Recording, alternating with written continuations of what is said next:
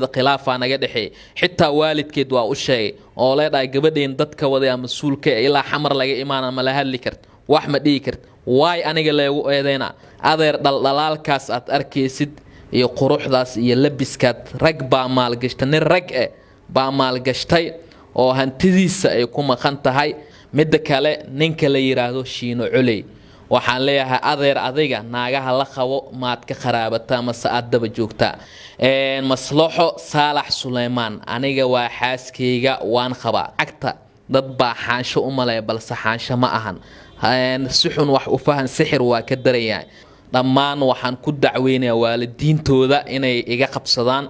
dhammaan ummadda Soomaaliyeed iyo qof walba muslim ah waxaan halka rabaa inaan ugu cadeeyo horta fariintan haday ku soo gaarto like saar oo saaxiibada u share gareey anigoo ah Cabdiraxmaan Buwaal Maxamuud Catooshare ahna wasiirka dhadhamiska maalmahan arin social media haysatay ayaa rabaa inaan ummadda Soomaaliyeed hadalkeygii ugu horeeyay iyo hadalkii ugu dambeeyay aan halkan ka dhaho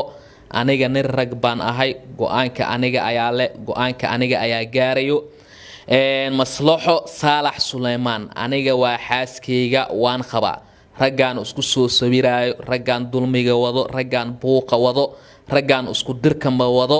dhammaan waxaan ku dacweynayaa waalidiintooda inay iga qabsadaan mid kale ninka la yiraahdo Shiino Culey waxaan leeyahay adeer adiga naagaha la qabo maad ka qaraabata ama saadaba joogta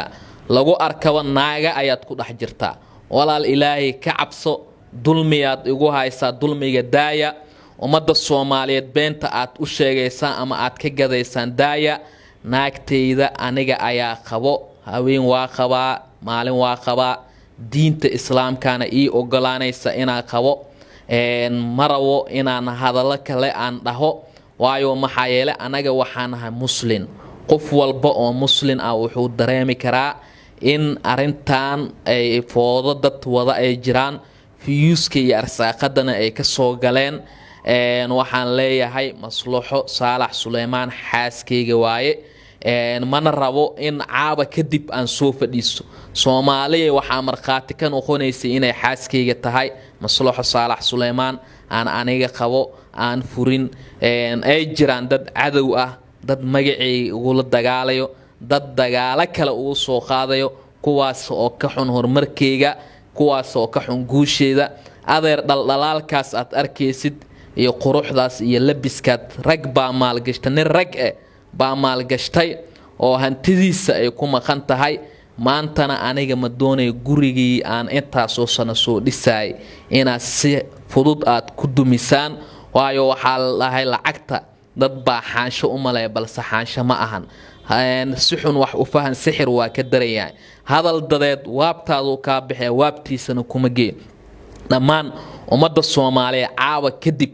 arintan kama hadlay waxaan idin sheegayaa inaad la socotaan inaa maslaxo Saalax Suleymaan aniga aan qabo hadalkeyga ugu horeeyay iyo hadalkeyga ugu dambeeyna uu yahay xaaskeyga aan qabo magafo waa ilaahay dadaa waxay dhaayaan Catooshow naagta muuqaal khaldana xasatoob oo ka duway malis weydinay sida oo wax u dhaceen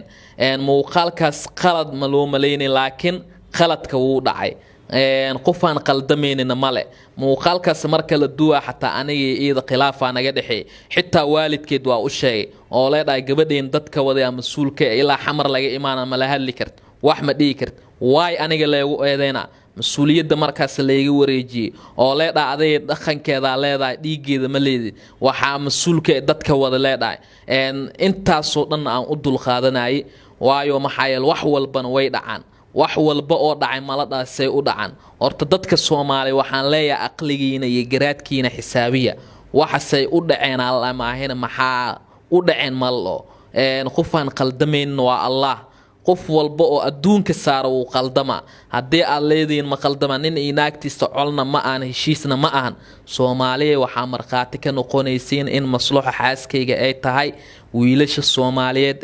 iyagana foodada iyo fasahaadka wado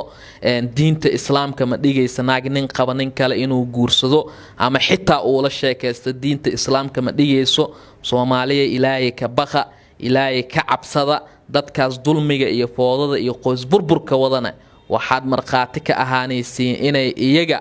ay u koolbato aana wax walba soo baxo inaad sidaas la socota insha Allah.